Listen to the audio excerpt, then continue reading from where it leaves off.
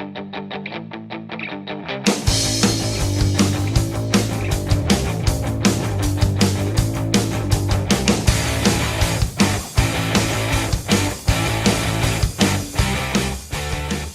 listening to the June 3rd, 2016 edition of the Surfwatch Cyber Risk Roundup, the weekly podcast that's focused on how the world of cybercrime is impacting business. This podcast is brought to you by Surfwatch Labs. Hey everybody out there, I am Jeff Peters, Surfwatch Labs editor, back again for another week with Matt Leifus, Surfwatch Labs writer.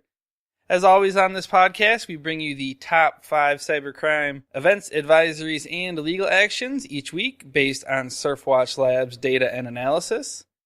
So we'll jump right into the top story of the week that everyone's been talking about. Yeah, and I hope everyone had a wonderful Memorial Day or Memorial Weekend. I know I did. Spent some good time with friends and honored loved ones, and it was a good time.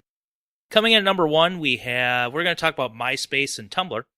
If you remember a couple weeks ago, we were talking about an old breach with LinkedIn, and 127 million passwords were exposed on the dark web. Well, with Myspace and Tumblr, essentially the same thing happened, but this time it's about 500 million passwords between both. That's a lot. That's a ton. It's 427 million with Myspace, which I think actually broke down to like 360 million accounts. I can't remember how that works. And it was about 65 million with Tumblr. Now, we talk about password reuse quite a bit. You know, when we look back at Myspace, that is, number one, I couldn't believe that Myspace is still even around. But more importantly... Yeah, I thought it said that there was like 50 million monthly users. That's insane to me. I can't remember last time I was on Myspace. Who still uses MySpace? But if you think about it, when Myspace came out, the internet was still... I don't want to say in an infant stage, but it was a little bit different time. And if you think about the password you use, it was probably something super simple. You probably wrote it down. It's probably, a lot of people with this password reuse problem, you're probably still using that password on all your other accounts. Could be business accounts, at the job, maybe bank accounts. And so it becomes a real problem when we're talking about all these passwords showing up and criminals getting their hands on these passwords. It could cause a real problem down the road. And could lead to some of these breaches that we're talking about, which we'll talk about another one a little bit later concerning password reuse and how that kind of goes on to, all these accounts were compromised. And, well, no, they were compromised, but it was probably from an older breach. And that's exactly what happens with this. What I thought was interesting is that it appears to be the same hacker behind all these different just massive password dumps. Myspace, they put a statement out about the breach, and they said that we believe the data breach is attributed to Russian cyber hacker Peace. Which we've talked about before, right? Yeah, that's that. Okay. They went on to say, this same individual is responsible for other recent criminal attacks, such as those on LinkedIn and Tumblr, and has claimed on the paid hacker search engine leak source that the data is from a past breach. And he's been trying to sell these different lists on the dark web, and I think that's why a lot of the news outlets picked up on it, because of different reports about that. Yeah, now with this, I think, if I remember reading correctly, I believe Tumblr, the information for that was back from a breach in 2013. I think also with Myspace, I think, Jeff, we were talking about this before we started. Wasn't this? It was, let me see where we have this written down. Yeah, it was Myspace accounts created prior to June 11, 2013 that are at risk with all this information. Well, that's interesting because if you're one of the... many people who have joined Myspace in the last couple of years, you don't have to worry about this. Yeah, right. Well, I don't know how many new users they're attracting. I don't. That's one of the benefits from being late to the party. About a decade too late. Right. All right, then moving on. The number 2 highest trending event that people were talking about is this breach at Scrum.org. On May 26th, Scrum.org webmasters found a problem with the company's outgoing email server. They did an investigation into the issue, and they discovered that an unauthorized third party had accessed its server and created a new admin account. Scrum.org believes the vulnerability in the email server led to this data breach. And the information that was affected by this breach included usernames, email addresses, encrypted passwords. the password decryption key, and completed certificates and their associated test scores. Because Scrum.org, I believe it's like a certification website for the Scrum software. So it's not known if the hacker actually obtained any of this information, but obviously they had access to the server, so it's a possibility. One of the things with this breach, so Scrum.org, they did an investigation into this email server. They discovered this unauthorized access. And then the next day, from this third-party software supplier, they received a notification from them informing the company that this vulnerability in the email server existed. And so essentially what's going on here, Scrum.org actually believes that the breach occurred through this third party, and that's what led to all of this. The number 3 trending target, I actually saw a lot of people talking about this on Twitter this morning and other places. Over the past few days, several users of the Teamviewer application have reported instances of unauthorized access. So there's been reports that the company suffered a breach. There's been users posting stuff on Reddit talking about how people got into their accounts, things like that. However, Teamviewer, they said that their systems were not hacked, but rather that this unauthorized access that users are talking about is a result of, quote, careless use, not a potential security breach on Teamviewer's side. So again, could be the reuse of passwords, things that we were just talking about, not using two-factor authentication, things like that. And then there was also a DDoS attack against Teamviewer. So the site was down. So a lot of people were kind of taking these reports of this potential breach along with the fact that the site were down, and they were running with stories. And Teamviewer, they put out a statement about that as well. They said that this June 1st outage was the result of a denial of service attack aimed at the Teamviewer DNS server infrastructure, and that they immediately responded to fix the issue and bring all these services back up. And then they kind of went on to chastise the media a little bit, said that some media outlets have falsely linked the incidents with past claims by users that their accounts have been hacked and theories about would-be security breaches. So yeah, they're combining these two separate events. According to Teamviewer, there's this DDoS attack and then this password reuse or people getting into accounts and creating this breach that isn't there, supposedly. I've seen a lot of people, especially on the Reddit side, they read what Teamviewer had to say about this. And a lot of Reddit users are saying, like, hey, I use good password etiquette. Hey, I have two-factor authentication and my account was still compromised. There was this unauthorized access. So we'll have to see how that goes. I know for a while there are some complaints that Teamviewer wasn't specifically addressing the unauthorized access. They were just saying, we weren't breached. It's this password reuse thing. I guess time will tell to see what's actually going on. Yeah, Reddit's interesting because there's a lot of really knowledgeable people on there. And normally with like a social platform like that, like for instance, Facebook, you take everything you read on Facebook with a grain of salt. But something about Reddit, though, there's a lot, like I said, there's a lot of useful information on there. So if there's people complaining and saying like this is what happened, I'm more inclined to believe them. Yeah, I find Reddit's a pretty good news source. You do have to be careful though, because sometimes the comments that get upvoted sound true, but they might not be, just because readers use them like, oh, that sounds true, and then they vote them to the top. Right. But yeah, I think it's way more accurate than your grandma posting on Facebook. Yeah, right. Yeah. That's a good point. Coming in number 4, we're going to talk about Australia's NSW Trainlink, and they announced that the company temporarily closed down its online reservations system due to a compromise. And an investigation is underway to determine if any customer information has been accessed. In a press release on May 27th, NSW said that the NSW Trainlink database did not contain sufficient credit card information for it to be used in any transaction. Well, that sounds like a good thing. However, the following day, an updated release said police had informed them, quote, that there is a risk that the limited credit card information in the compromised database could, in some circumstances, be used, end quote. NSW added that the database in question contains limited credit card information and is separate from the system used to process financial transactions. So if you use any credit card activity with Australia's NSW Trainlink, just be wary of that.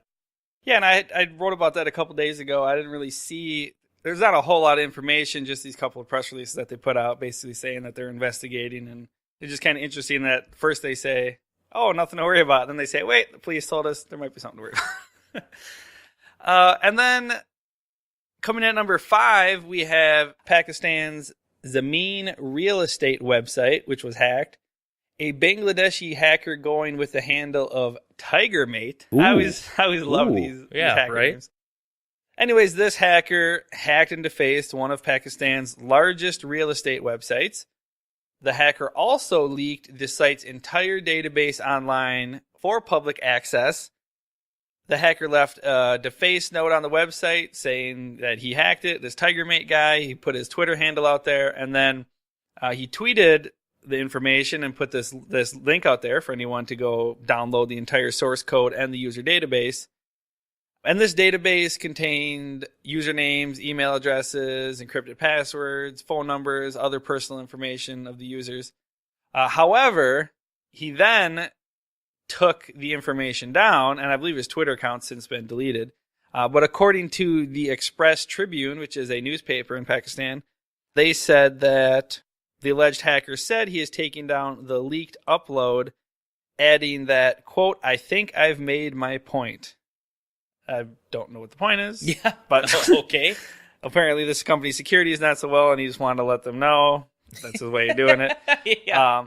But it hasn't really been confirmed. A few of these outlets have reached out to this real estate company, the Express Tribune. They said in their story that they tried to find out, if they could confirm with the company what happened, if the breach was legitimate, things like that. But they said they hadn't heard anything, and they said the attack comes at a time when the real estate portal is holding a 2-day property expo.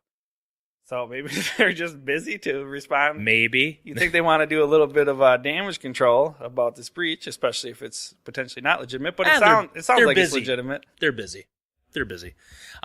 Before I move on to advisories, I just want to throw in a little point here. I'm excited and actually proud of the cybersecurity community because Katy Perry this week had her Twitter account hacked, and that was not one of the top trending targets for us to talk about. Yes, I know I'm talking about it, but a lot of times when we see like a celebrity have their Twitter account hacked, it like gets all this noise, and we didn't have to talk about that. Well, what I found to talk about that for a minute, these clickbait headlines, just the second anything happens on Twitter, they post these little one-paragraph stories of nonsense. But yeah. Anyways, so any T Swift and Katy Perry follower out there, they're not buddies. They were fake messages. So there's your entertainment news for the week. Moving on to top advisories, we're going to talk about, this is a big one actually. We're going to talk about a Cryptoworm that was found this week. So this is a new type of ransomware, and it's known as Zcryptor. It's exhibiting worm-like behavior by spreading itself to removable drives, which is not good considering how big of a threat ransomware has become, especially in 2016. As Graham Cluley explained, for those that don't know, Graham Cluley is a pretty good blogger when it comes to cybersecurity issues. And this is what he had to say about it.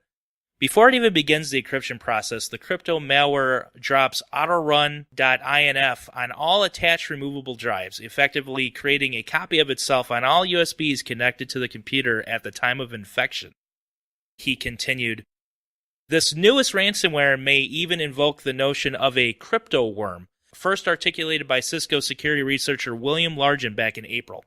Zcryptor also implements a benign pop-up in order to confuse users while the encryption process is underway. The ransom request for those infected is $500. It comes with your typical ransom demand title screen that comes up, and all of that's the same.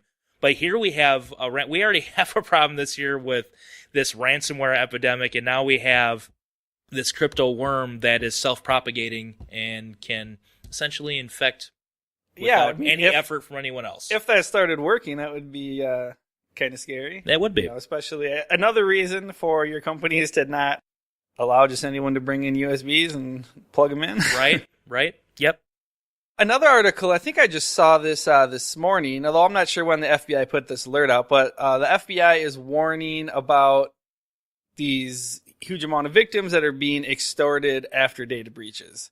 So IC3, the Internet Crime Complaint Center, they put out this alert. They said that they continue to receive reports from individuals who have received these extortion attempts via email related to high-profile data thefts. So you get an email, it'll say something like, we have your personal information, such as your name, your phone number, your address, your credit card, other personal details, and we're going to release all this information to your social media contacts, your family, your friends, if you don't pay this ransom. So it's kind of another way, not really a ransomware attack, but another way to make a quick buck, right, by monetizing that information. So the recipient's typically instructed to pay between $250 and $1,200 in Bitcoin. And this is following a lot of these big breaches. And I know we talked about this after the Ashley Madison breach that was happening. I think that was one of the examples in the FBI alert. They said, one of the example emails that they quoted, they said, they got an email that says, hey, if you think this amount to pay is too high, consider how expensive a divorce lawyer is. If you're already divorced, then I suggest you think about how this information may impact ongoing court proceedings or your social circle, things like that. So I think especially with breaches like Ashley Madison, or maybe there's a social stigma around being a member of that site, there's a little more than... Because some of this, if you have my name, my phone number, my address, and you're going to release it to my friends, I'm not going to pay you money. Yeah, right. You kind of need a little bit more dirt. Uh-huh. Even if you have credit card information, unless I got some shady transactions I don't want people to know about. Right. We're seeing this after a lot of these big breaches. You always see these breaches, and it's just interesting the way that, we got this shift towards ransomware, and this is kind of a similar thing where you're able to get paid really quickly without much effort, rather than go on the dark web and try to sell, big batches of personal information for much, much less money. Yeah, it seems to be working, and it had warranted an FBI alert on it. So, and you probably don't hear, as much about that because, think about it. If you were the victim of that, how willing are you going to be to tell a bunch of people, yeah, hey, I ended up having to pay this hacker additional money because he was holding my information ransom, and yeah. Yeah, I think the only reason we really heard about it with Ashley Madison because it was so widespread, and right. There was some suicides and things linked to that, so there was just an insane amount of media coverage around that event. But yeah, typical data breach, you're probably not really going to get too many stories about that. Our number 3 top trending advisory for the week is this Jetpack WordPress flaw. Researchers at Security have discovered a stored cross-site scripting vulnerability affecting the WordPress Jetpack plugin.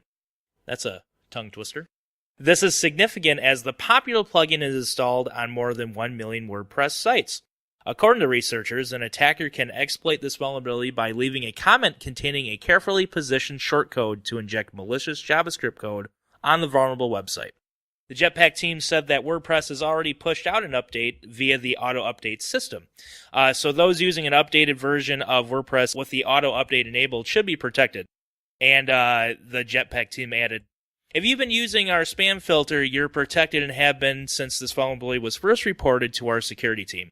Also, any sites using VaultPress 183 will already have the fix automatically applied to their sites. We still recommend updating Jetpack to ensure your site is protected, end quote. The latest update to Jetpack is version 403, and you can read more about this, if you think you're affected by this on either Jetpack or the security, as they're the researchers that kind of talked about this initially. Yeah, and we talk about WordPress all the time because it's so popular, just like Microsoft Windows, that it's targeted a lot. I actually just saw an article this morning kind of related to that. I believe it was Risk IQ. They analyzed a lot of the world's biggest companies that are using these different WordPress and Drupal content management systems as part of their websites. And according to their research, between 29 and 40% of the more than 1,000 sites that they looked at were insecure. So even at these major sites using these, things like WordPress, a lot of times there's different vulnerabilities and stuff that can be exploited. And then coming in at number 4, we have a little point of sale news. We haven't really talked about point of sale malware or point of sale attacks really all that much the past year on this podcast. There's been other stuff that have sort of become the focus. But security researchers have discovered a new framework POS campaign that is starting to become a bit more popular. This new POS malware is dubbed GPR1. And the interesting thing the researchers noted about this was that previously this framework POS campaign was using track 1 data, and now in this campaign they're only targeting track 2 data. So it's a little bit different. And this group apparently was dormant for a little while. They haven't been around for a few months, but now researchers are seeing that this campaign is starting to gain a little momentum. There's only been a few victims so far. It's only been a few hundred credit cards that have been stolen, so it's not major numbers yet, but just interesting that this group, which was dormant for a little while, is now kicking back up, and the authors are saying that the malware is alive, and we might, be seeing it a little bit more in the future. I hope not. It's been nice not having to talk a whole lot about that, because that was huge. What, 2014? That's all we talked about was POS. I still think it's out there quite a bit, but I think obviously they must be making better money between these business email compromises and with ransomware attacks. So they're shifting probably towards whatever gives them the best return. Fair enough. And coming at number 5, we have another malware we're going to talk about. This time it's the Covter malware, which we've talked about before. Received a little bit of an upgrade. Malware authors, they're creating this new variant of the Covter malware, and their hope is that they'll be able to access the computer networks of Fortune 500 companies. Big score, possibly. Security researchers have observed new additions to the malware, such as the placement of click fraud and adware tools on corporate systems, which would allow this more malicious malware to grab control of these networks and obtain important company data. And again, they're trying to target Fortune 500 companies, so there's potentially a lot more at stake there. Most companies consider click fraud and adware as low-risk threats compared to other potential risks, such as like zero-day flaws and attacks, or, now the very popular ransomware attack. But that also makes this malware more dangerous because people aren't, going to give it the attention it might deserve. In a report from Cyber Reason Labs, they kind of started talking and getting into this new Covter malware upgrade. This is what they concluded about the threat.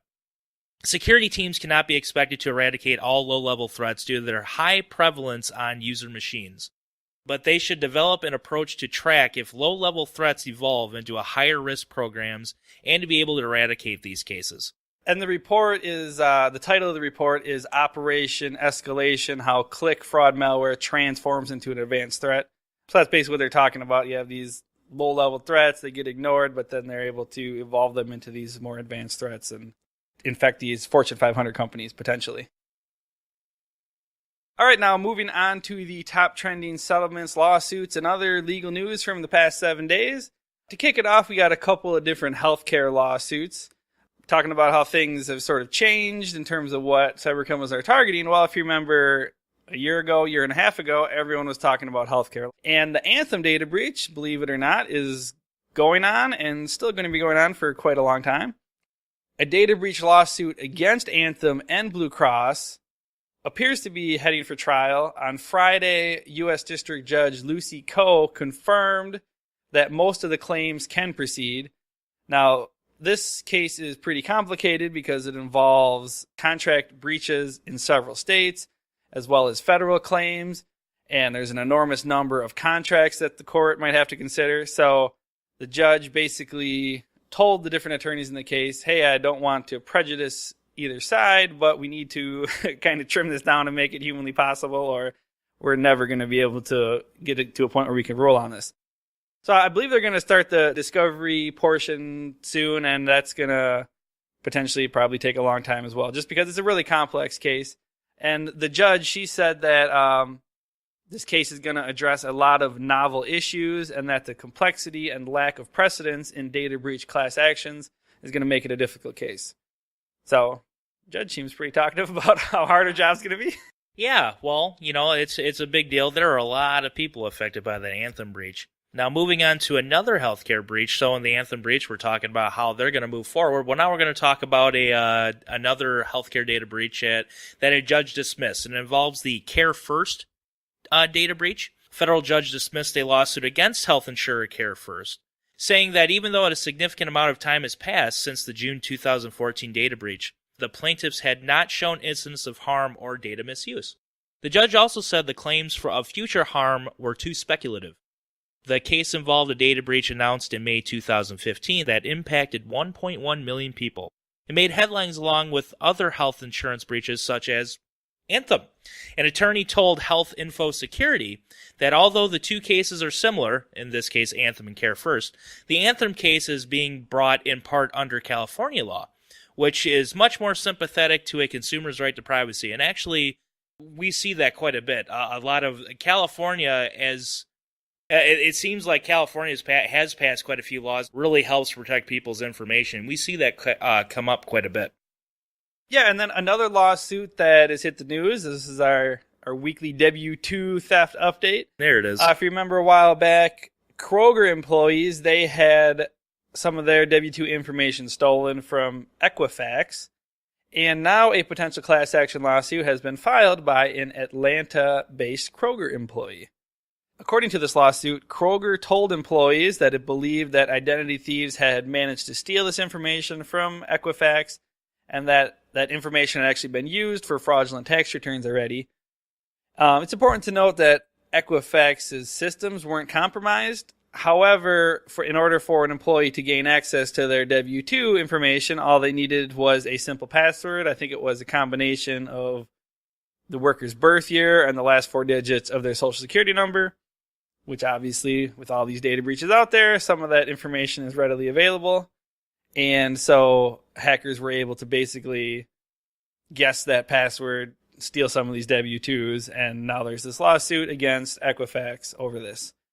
According to a Kroger spokesperson, they said that the store had notified 13,000 current and former employees about potentially suspicious activity involving their W-2 information, but the company believes that the number of affected people is smaller than that 13,000 number. So, see how that goes in the coming months. Coming at number 4, we have the UK's Information Commissioner's Office. They posted it was a warning against employee theft, and they used a pretty good example in this. The head of the UK's Data Privacy Office has warned employees that taking client records that contain personal information to a new job without permission is a criminal offense, even if they worked on those documents while employed.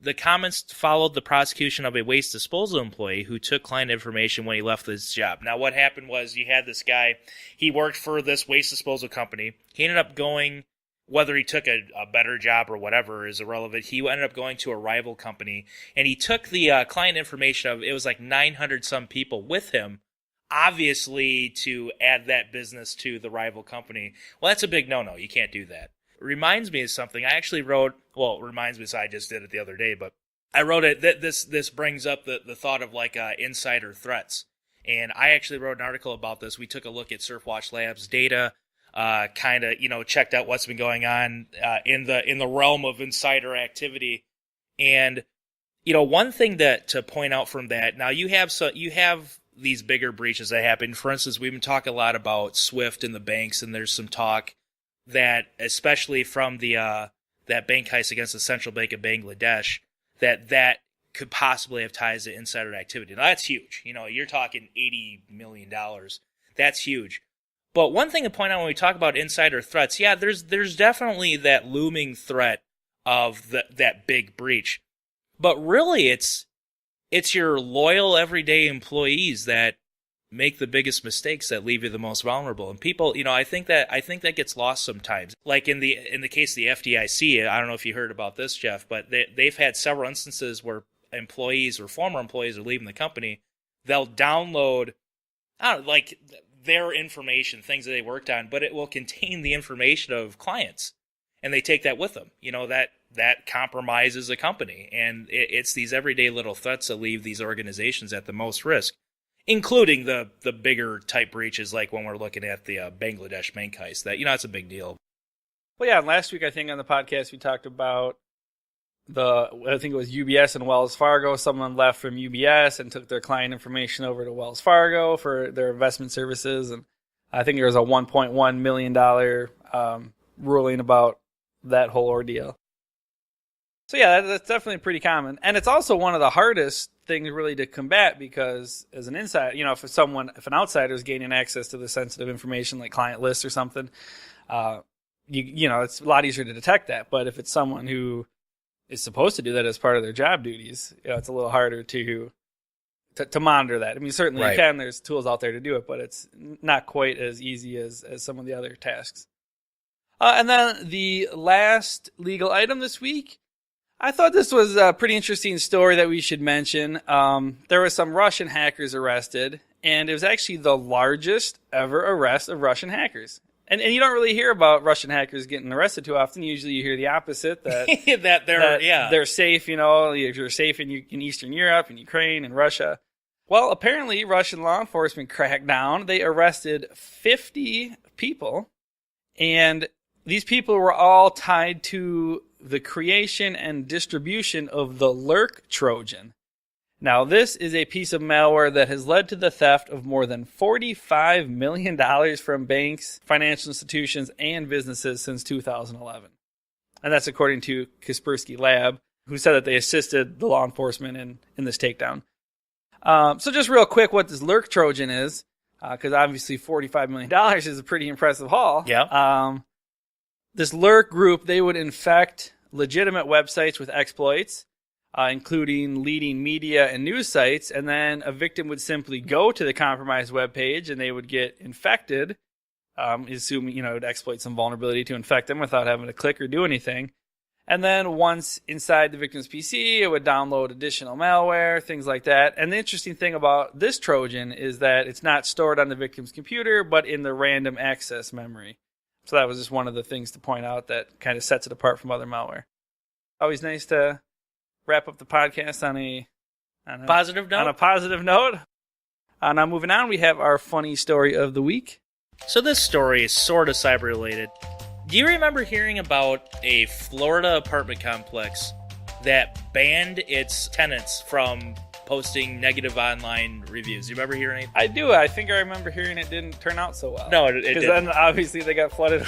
Yeah. Well, we have an apartment complex that took this step one further. So there's this apartment complex located in Utah, and they had an interesting method of obtaining online likes. So not only did they ban tenants from posting negative online reviews, they put this, what was being called a Facebook addendum on each tenant's door, giving a list of things that they have to do to be in compliance with their lease.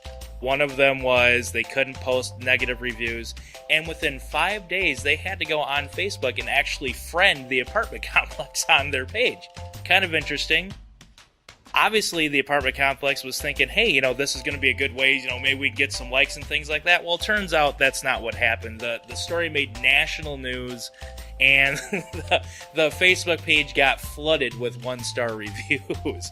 There's a couple things about this, legally, when you're talking about, saying that they can't post like any type of review, there's some legal ramifications with that. That hasn't held up on the legal side of things. And I think you could make the argument, I think I saw it somewhere, that doesn't that kind of make the lease void, or does it make it like binding because of the fact that it's... Yeah, I saw a few people, I'm no legal expert obviously, but I saw a few people basically saying, you can't just modify a signed contract, and now the fact that they did would... I don't know if it would void the lease, but obviously you could tie all that up. If you're trying to evict someone, you could tie it up in the court with all these different things. So, yeah, the marketing guy who came up with that. Yeah. I don't know what the hell they were thinking. It's like, you're going to force your tenants to friend you and you can't post anything. They were probably all giving each other high fives thinking like, oh, man, we can get to 1,000 likes. Yeah, well, no. Nope. Nope, not even close. And that wraps up this week's podcast. We will be off next week. As always, the Surfwatch Cyber Risk Roundup is brought to you by Surfwatch Labs. Surfwatch Labs helps organizations and service providers quickly establish a strategic cyber threat intelligence operation that drives more effective use of their tactical defenses. For interviews with cyber experts, check out Surfwatch Labs' other podcast, The Cyber Chat. And for more information on cyber threat intelligence, check out surfwatchlabs.com.